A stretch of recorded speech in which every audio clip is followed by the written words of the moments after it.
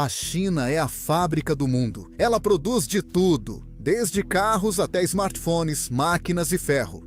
Isso faz da China a maior economia mundial em paridade de poder de compra, totalizando 407 trilhões de dólares. Nominalmente, é a segunda maior, com produto interno bruto de 192 trilhões de dólares, mas a China enfrenta desafios. Seu motor tradicional de crescimento, a manufatura, não está funcionando mais. Fabricantes estão saindo e as exportações chinesas sofrem. Isso faz com que a China corra para encontrar alternativas e evitar a estagnação ou o declínio. E como você verá em breve neste vídeo, isso pode não dar certo. Isso é um grande problema para o Partido Comunista Chinês, pois nenhuma empresa é realmente privada na China.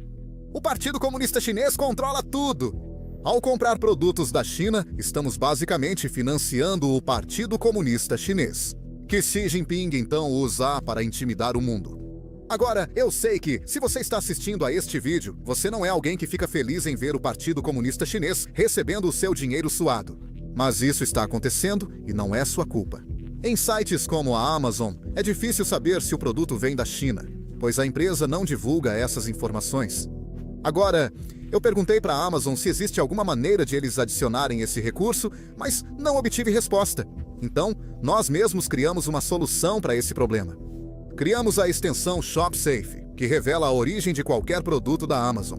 Assim, agora você pode tomar uma decisão informada sobre o que comprar ou o que não comprar. Infelizmente, por enquanto, ela só funciona em cerca de 70% dos produtos do site, mas estamos trabalhando sem parar para garantir que em breve funcione em tudo. E além disso, a extensão é completamente gratuita, e não há nenhuma maneira de ganharmos dinheiro com ela. Não queremos lucrar com isso. Nosso objetivo é apenas ficar grandes o suficiente para que a Amazon nos ouça e adicione esse recurso às páginas de produtos deles. O que eu penso é que talvez a Amazon não me escute, mas talvez eles escutem todos nós. Então, você pode ir e baixar a extensão agora mesmo usando o link na descrição ou usando esse código QR que está na tela. Avalie para ajudar outros a encontrar. Então, com sorte, a Amazon vê isso e adiciona esse recurso ao site deles. E todos nós podemos simplesmente excluir a extensão. Primeiro, vamos voltar um pouco e tentar entender como a China ficou tão boa em manufatura. Não só porque essa história é tão incrível, mas também porque ela nos ajuda a explicar por que a China de hoje é muito diferente da China de 50 anos atrás em termos de potencial de manufatura. Em 1978, Deng Xiaoping assumiu o poder como líder supremo na China após décadas de Mao Zedong. Ele iniciou as políticas de reforma e abertura, que transformaram todo o país. Na época, a China era atrasada, com pouca indústria e prosperidade para seu povo. E, na verdade, isso é até um eufemismo, porque apenas 2 décadas antes, milhões de pessoas morreram de fome durante a Grande Fome Chinesa. Por causa das políticas de Mao, Deng Xiaoping ousou ir além do comunismo e maoísmo tradicionais, motivado também por ter sido expurgado 2 vezes na Revolução Cultural. Ele acreditava fortemente que a China deveria copiar algumas ideias do Ocidente. Incluía mercados livres, comércio internacional e espírito empreendedor. Porém, ele evitava chamar isso de capitalismo por questões históricas da China. Em vez disso, ele chamou de economia de mercado socialista e socialismo com características chinesas. Para começar, Deng Xiaoping impulsionou a criação de uma zona econômica especial ao longo da costa sudeste da China, onde empresas estrangeiras poderiam investir e operar com base no livre mercado. Logo, essas zonas econômicas especiais se tornaram polos industriais dos mais bem-sucedidos da história. Na época, a China era próxima dos Estados Unidos da América e do Ocidente. Em 1979, Deng Xiaoping fez uma visita inédita aos Estados Unidos. Por isso existe uma foto lendária de um líder comunista chinês em um rodeio no Texas. Ele também estava ocupando seu tempo com coisas mais sérias, como visitar fábricas americanas e se reunir com líderes empresariais dos Estados Unidos. Ele fez o mesmo no Japão, visitando Tóquio pela primeira vez em 1978 e 1979. Ele superou um enorme abismo criado pela invasão japonesa da China durante a Segunda Guerra Mundial. Isso permitiu que a China se conectasse com empresários japoneses, que eram alguns dos mais bem-sucedidos do mundo na época. Devemos lembrar que isso ocorria durante a Guerra Fria. A China não gostava da União Soviética na época devido ao imperialismo soviético e à ameaça na fronteira norte. Estados Unidos, Japão e Europa também não gostavam dos soviéticos. É por isso que eles ficaram felizes em apoiar a China com investimentos e comércio como uma jogada anti-soviética. O apoio internacional foi essencial para tornar a China o centro mundial de manufatura. Ninguém imaginava que a China pudesse um dia se tornar tão poderosa e iniciar uma nova Guerra Fria. Todos só pensavam no tipo de dinheiro que dava para ganhar na China. De repente, esse país enorme se abriu para o comércio mundial. Em 1980, a China era o país mais populoso do mundo, com quase 1 bilhão de habitantes. Os custos de mão de obra eram quase nada para os padrões ocidentais, com os fabricantes pagando alguns centavos por hora. Todos sabiam que, com o crescimento econômico da China, ela se tornaria um dos maiores mercados mundiais. É por isso que todos os grandes players da época, incluindo a maioria das empresas americanas, entraram no mercado. No começo, eles fizeram isso de forma lenta e cautelosa. Após a entrada da China na Organização Mundial do Comércio, em 2001, empresas passaram a terceirizar tudo para o país. Ao falar de negócios, refiro-me a quase todas as empresas fabricantes. Na eletrônica e tecnologia, a China domina a fabricação de smartphones, laptops, computadores, TVs, máquinas de lavar, baterias e iluminação. Ela também assumiu grande parte das indústrias de roupas, calçados e têxteis para o lar. Hoje, China produz a maior parte do aço, alumínio e cimento, até os mais básicos. Isso também se aplica a produtos químicos, plásticos e farmacêuticos. A China avança na produção de máquinas e ferramentas industriais.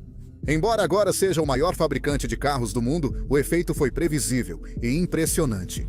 O produto interno bruto da China saltou de Estados Unidos dólares americanos 14 trilhões ao entrar na Organização Mundial do Comércio, para quase 19 trilhões de dólares americanos hoje. No cenário mundial, a China já não atuava à margem.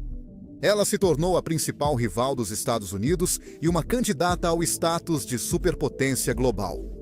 O ex-secretário de Estado, Antony Blinken, chamou a China de maior teste geopolítico do século XXI. Por meio do projeto de investimento Iniciativa do Cinturão e Rota, a China começou a usar o dinheiro de suas exportações para ganhar influência em todo o mundo. A China USA seus recursos para financiar uma grande expansão militar que ameaça o equilíbrio de poder na Ásia. Se as tendências continuarem, a China pode muito bem se tornar o país mais poderoso do mundo em apenas algumas décadas. Mas isso é um grande se. Em 2025, a situação na China já não é tão boa. A manufatura, base do crescimento, está desacelerando. A indústria manufatureira da China caiu de 32% do produto interno bruto em 2011 para apenas 25% atualmente. O crescimento da manufatura está parado desde 2021 por causa da pandemia e da guerra comercial, e a queda continua. Recentemente, a produção das fábricas caiu ao menor nível em 8 meses, e a economia chinesa está em grande bolha. A economia chinesa e o setor de manufatura são mantidos vivos por uma quantidade crescente de dívida. Falamos de trilhões de dólares. A dívida está se tornando um grande problema. Quando isso ruir, pode haver colapso da dominância da manufatura chinesa. Falaremos sobre isso depois. Antes de tudo, devemos entender a economia básica da manufatura chinesa, pois é onde surgem os problemas. A manufatura chinesa depende de grande quantidade e mão de obra barata. Foi assim em 1979, com o início da reforma, e também quando a China entrou na Organização Mundial do Comércio em 2001. Isso não é mais verdade. Veja este gráfico dos salários médios anuais na manufatura chinesa. Em 2013, recebiam 46 mil yuans chineses. Uma década depois, esse valor mais que dobrou, chegando a 108 mil yuans chineses. Ainda são cerca de 15 mil dólares, bem abaixo dos Estados Unidos da América, mas não é mais tão barato como antes. Outros países têm salários de poucos milhares, reduzindo bem os custos em comparação à China. Enquanto isso, a China nem sequer é mais o país mais populoso. A Índia ultrapassou a China como o país mais populoso do mundo. Além disso, a população da China envelhece rápido. Com idade média próxima dos 40 anos, Isso significa que uma parte grande e crescente da população está se aposentando e não pode mais trabalhar nas fábricas. Já existem 225 aposentados para cada 100 pessoas em idade ativa na China. Isso se chama Índice de Dependência de Idosos. Até 2050 pode haver 51 aposentados para cada 100 pessoas em idade ativa, segundo a Organização das Nações Unidas. Isso é muito ruim para a economia, especialmente porque a população também está diminuindo em um ritmo alarmante. Ano passado, a China perdeu 139 milhões de pessoas por baixa natalidade, e isso está acelerando. Isso já está tendo efeitos na manufatura. Há 3 anos, pesquisa na China mostrou que 80% dos fabricantes sofriam com escassez de 10 a 30% da mão de obra necessária. Segundo o Ministério de Recursos Humanos e Segurança Social, a escassez de mão de obra pode atingir 30 milhões este ano. A situação se agrava porque os jovens rejeitam trabalhar em fábricas. A maioria tem alto nível de escolaridade, com 60% no ensino superior. Isso significa que eles querem ter um emprego com salário mais alto e não querem trabalhar nas linhas de produção. Há um descompasso, pois a China não tem empregos de colarinho branco suficientes. É por isso que o desemprego entre os jovens está em 2 dígitos, enquanto também há escassez de mão de obra em empregos de manufatura de colarinho azul. Mesmo assim, as questões no mercado de trabalho não são as mais graves. Ainda pior é a guerra comercial com os Estados Unidos, grande cliente da China, causada parcialmente por um cálculo geopolítico básico. Os Estados Unidos temem que a China assuma o papel de superpotência global e estão tentando impedir que isso aconteça por meio de pressão econômica. As ações da China com a iniciativa do Cinturão e Rota ampliam a desconfiança e intensificam a rivalidade com os Estados Unidos da América. O mesmo se aplica à agressividade chinesa no Mar do Sul da China e possível ataque a Taiwan. A China atual é muito diferente da de 20 anos atrás, quando ainda não tinha força para ameaçar a ordem mundial. Agora ela se tornou de longe a maior ameaça à segurança. Mas não são apenas as questões de poder que importam aqui. Os Estados Unidos da América defendem seus interesses econômicos e afirmam que a China não tem sido justa com seu parceiro comercial. A terceirização para a China desestruturou boa parte da indústria dos Estados Unidos da América, levando à perda de 37 milhões de empregos entre 2001 e 2018. Enquanto isso, a China ocupou grande parte do mercado dos Estados Unidos da América na produção industrial global. O pior foi que, ao abrir mão da manufatura, os Estados Unidos encontraram portas fechadas na China. É incrivelmente difícil para as empresas americanas começarem a vender produtos na China. Elas lidam com regulações complexas que beneficiam empresas chinesas, especialmente as que copiam tudo. Segundo o Congresso americano, empresas chinesas roubam de 225 a 600 bilhões de dólares em propriedade intelectual por ano. Eles fazem isso há décadas, roubando projetos americanos, segredos comerciais, pesquisas e outros dados. Empresas americanas nada podem fazer, pois o Partido Comunista Chinês apoia as empresas chinesas que agem assim. O governo chinês também oferece muitos subsídios e benefícios às suas indústrias.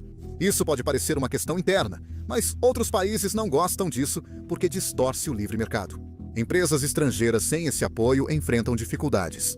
A China pode usar subsídios para eliminar concorrentes estrangeiros e obter monopólios em setores-chave. E se você juntar tudo isso, começa a perceber que o déficit comercial de 295 bilhões de dólares dos Estados Unidos com a China não é apenas uma lei da economia. É a China tentando enganar seu principal concorrente. Agora todos sabem que, se você não joga limpo, os outros vão agir igual. Com a recente alta tarifária de Trump, a China agora enfrenta as consequências. As tarifas ameaçam um dos setores mais importantes da economia chinesa, a indústria manufatureira voltada à exportação. Em 2024, a China exportou 36 trilhões de dólares, sendo 439 bilhões para os Estados Unidos. Mas provavelmente muito mais. Devemos considerar os efeitos da China ao redirecionar exportações para Vietnã, Hong Kong, Singapura, México e Canadá. Isso ajuda a evitar tarifas, mas indiretamente apoia a economia chinesa.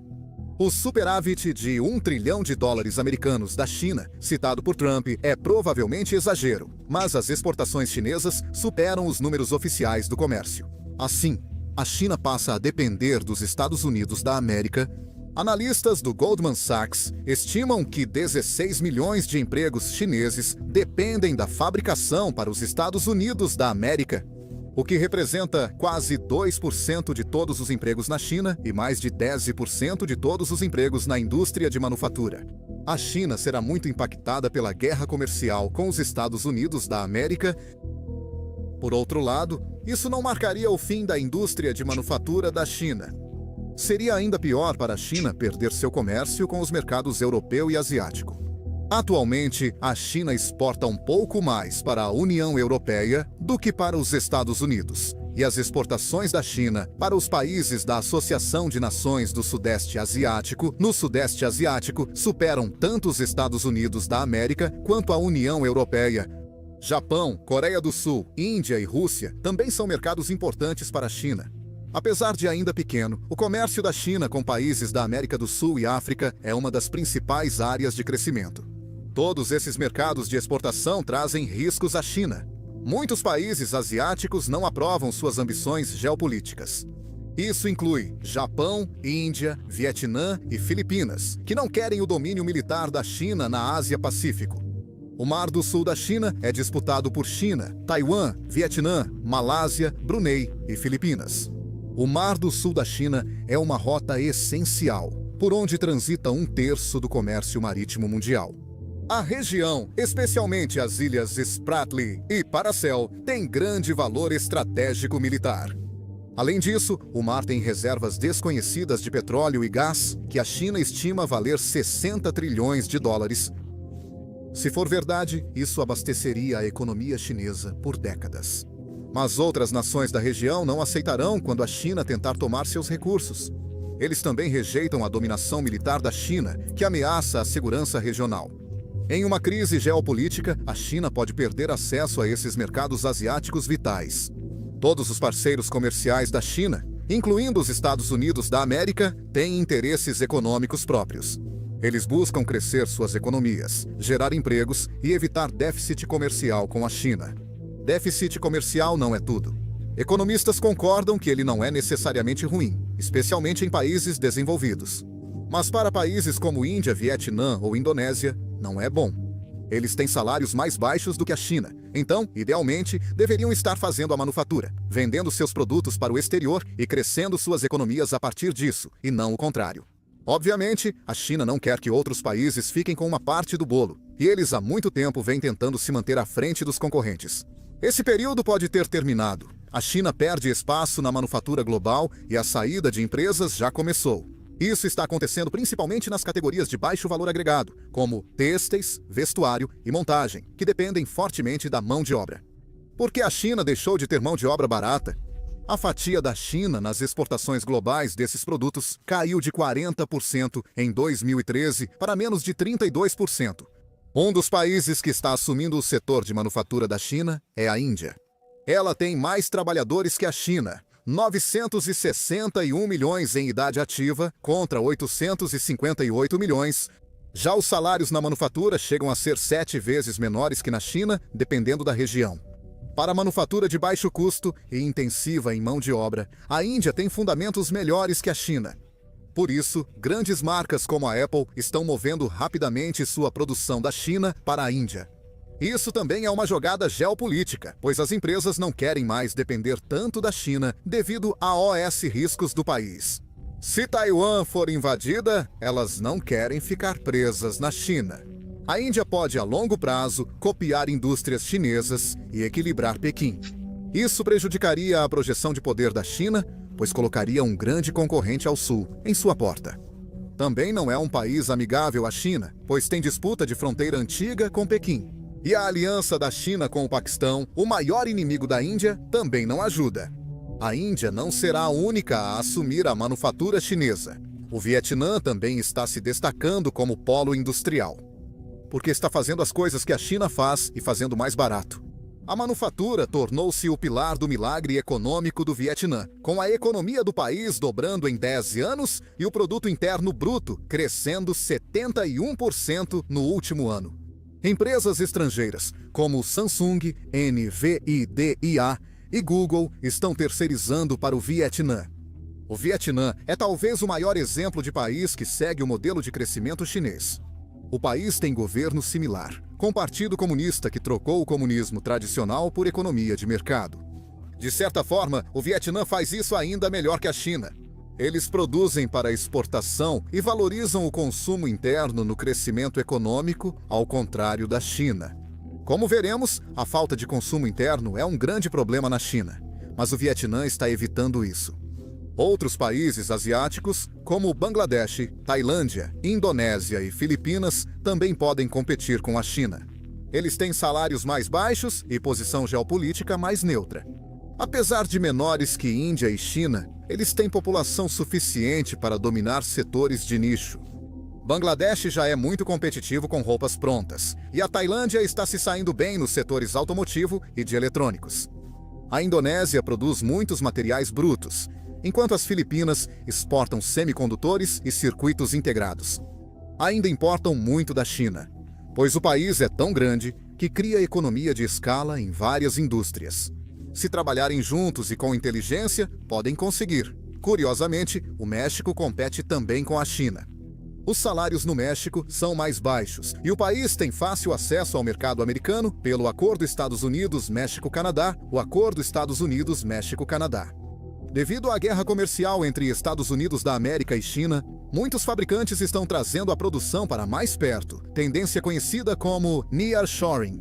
Isso inclui grandes montadoras como Ford, General Motors, Toyota, BMW e outros, além de Procter & Gamble, Caterpillar e Honeywell. A manufatura mexicana pode ganhar mais espaço no mercado global por ser favorecida pela maior economia do mundo. Resumindo, a indústria manufatureira da China enfrenta muitos problemas, como mercado de trabalho, guerras comerciais e forte concorrência. Mas, analisando os números, a economia da China ainda cresceu, 5% no ano passado. Então, os problemas não podem ser tão graves assim, certo? Bem, é um pouco mais complicado do que isso. Veja, a China já poderia ter entrado em crise de manufatura, mas o Partido Comunista Chinês faz de tudo para esconder. Para entender isso, precisamos olhar para o déficit do governo da China. Basicamente, o governo chinês está usando dívidas para gastar mais do que arrecada com impostos, oferecendo um respiro para as indústrias, incluindo a manufatura. Esse gasto com dívidas é feito em vários níveis pelo governo central em Pequim, mas principalmente pelos governos locais para apoiar suas economias locais. Em 2024, o déficit total do governo chegou a 65%, segundo a Fitch. O Grupo Ródio estima esse número em 77%. E para 2025, o déficit vai aumentar ainda mais, chegando a 8% ou possivelmente 9%. Enquanto isso, eles estão gastando todo esse dinheiro apenas para alcançar taxas de crescimento do Produto Interno Bruto de 5% e gastar 8% do Produto Interno Bruto para obter um crescimento de apenas 5% não parece ser algo saudável a se fazer. Parece uma estratégia de trocar crescimento econômico imediato por crise de dívida futura. Isso é esperado em um sistema econômico como o da China. Funcionários do governo local são promovidos ou rebaixados, conforme cumprem metas de produto interno bruto. Eles gastarão o máximo possível para isso acontecer. Mas a dívida da China está virando um grande problema. A dívida nacional em relação ao produto interno bruto já deve chegar a 96% este ano. Em poucos anos, a China igualará os Estados Unidos da América na relação dívida-produto interno bruto, mesmo sem atingir o mesmo desenvolvimento e credibilidade. Mas esses 96% nem incluem a dívida oculta da China, dos veículos de financiamento locais ou empresas estatais. Ela é chamada de dívida corporativa, mas na verdade é movimentada por governos locais e central. Em Pequim, veículos de financiamento dos governos locais somam 66 trilhões de yuans, cerca de 9 trilhões de dólares, em dívidas, segundo a Bloomberg. Só isso já representa mais da metade do produto interno bruto. As estatais aumentam ainda mais a dívida corporativa, que atinge 172% do produto interno bruto, embora nem toda seja realmente dívida corporativa. Se somar toda a dívida não financeira da China, famílias, empresas e governo,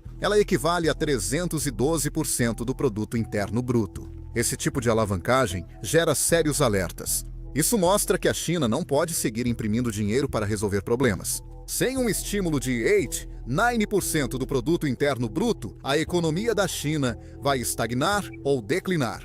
Principalmente a indústria de manufatura, que recebe muitos subsídios e apoio do governo. Isso faz com que a China corra para encontrar uma alternativa para o crescimento econômico. E essa alternativa é simples. Chama-se consumo interno. Empresas devem produzir bens e serviços para o mercado chinês. E famílias chinesas precisam comprá-los mais. Quando as famílias chinesas consumirem como as americanas, sua grande população pode formar o maior mercado mundial. Não há dúvida quanto a isso, mas isso não vai acontecer tão rapidamente. O modelo econômico chinês tem falhas, como negligenciar o consumo por décadas. O Partido Comunista Chinês definia metas para governos locais investirem em fábricas, infraestrutura, imóveis e exportações. Esse modelo único de socialismo com características chinesas funcionou por muito tempo. Mas na economia não se trata apenas de criar crescimento pelo lado da produção. A oferta deve acompanhar a demanda. Na China, eles focam principalmente na oferta.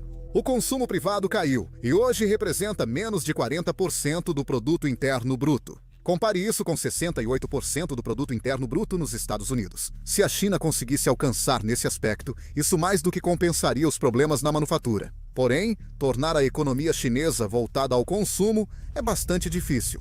Talvez seja mais difícil do que fazer da China a fábrica do mundo. Atualmente, a economia chinesa produz mais do que consome internamente. Por exemplo, a China produz cerca de 20 bilhões de peças de roupa por ano. E os consumidores chineses não consumiriam tudo isso sozinhos.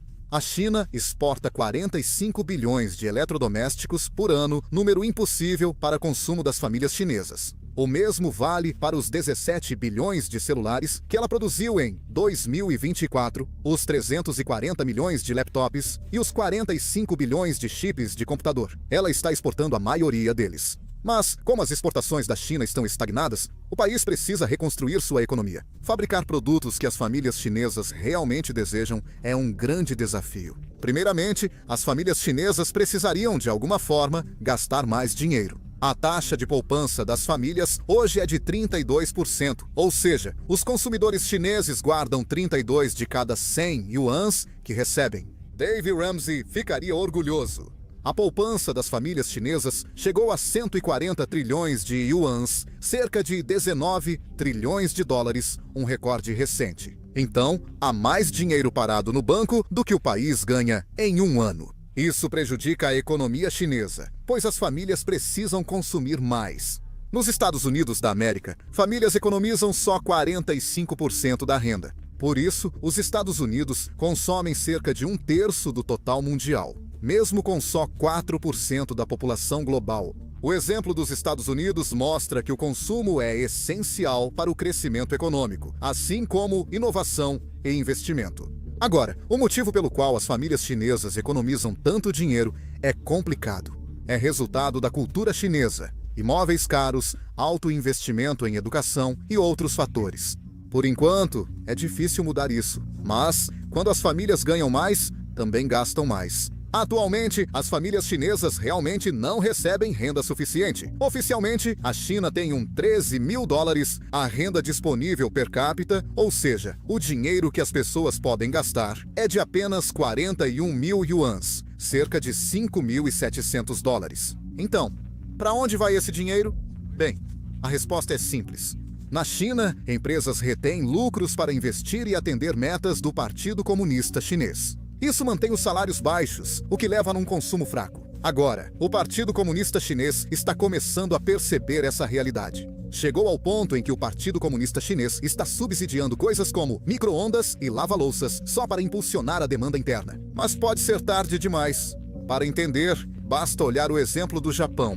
Veja como existem muitas semelhanças entre os dois. Na década de 1980, o Japão estava prestes a se tornar a maior economia do mundo, ou pelo menos muita gente pensava assim. Em 1995, o produto interno bruto do Japão era de 55 trilhões de dólares, próximo aos 76 trilhões dos Estados Unidos da América. O motivo principal era a indústria de manufatura do Japão, altamente bem-sucedida e exportadora. Mas então, a economia japonesa parou completamente no que ficou conhecido como as décadas perdidas. Tudo começou com o colapso de uma bolha de ativos. Após isso, a manufatura japonesa deixou de crescer e nunca mais alcançou o nível de 1995. Os motivos são familiares. A população do Japão caiu, elevando custos trabalhistas e agravando a escassez de mão de obra. Concorrentes como a China começaram a ganhar mercado do Japão. Os Estados Unidos, principal mercado do Japão, ficaram frustrados com as práticas comerciais japonesas. Os americanos não queriam o avanço econômico do Japão, gerando forte sentimento anti-japonês. Por patriotismo, americanos compraram menos carros e eletrônicos japoneses. Anos depois, fica claro quem venceu. Os Estados Unidos agora têm um produto interno bruto 7 vezes maior do que o do Japão. Claro, a história nunca se repete igual, mas há muitas semelhanças entre o Japão dos anos 1990 e a China atual. Se a China enfrentar suas próprias décadas perdidas, isso será péssimo para o Partido Comunista Chinês. A legitimidade do Partido Comunista Chinês se baseia em um contrato social simples. Chineses sacrificam liberdades políticas em troca de prosperidade do governo. O líder deles pode ser um ditador, desde que seja bom, chamado de paternalismo governamental. Quando a economia para de crescer e a riqueza não aumenta entre gerações, o contrato social é pressionado. Situação econômica pior, aumenta a oposição ao primeiro comando da capital. Isso obriga o primeiro comando da capital a ser ainda mais repressivo e autoritário. Isso também pode ser um motivo para o primeiro comando da capital tentar encontrar distrações. Analistas dizem que Xi Jinping pode atacar Taiwan para obter apoio nacional caso enfrente dificuldades. No entanto, uma crise econômica também afetaria o que a China poderia fazer no fronte militar. É o objetivo declarado de Xi Jinping criar uma força militar de classe mundial até 2049, ou seja, uma força militar que rivalize ou supere a dos Estados Unidos. A China usa sua força econômica para investir bilhões no desenvolvimento militar. Mas quando a economia chinesa desacelera, fica difícil alcançar o poderio militar dos Estados Unidos. Isso dificulta que o Partido Comunista Chinês atinja seus objetivos políticos de dominação na Ásia-Pacífico e além. E ter menos dinheiro para a expansão militar não é o único motivo para isso.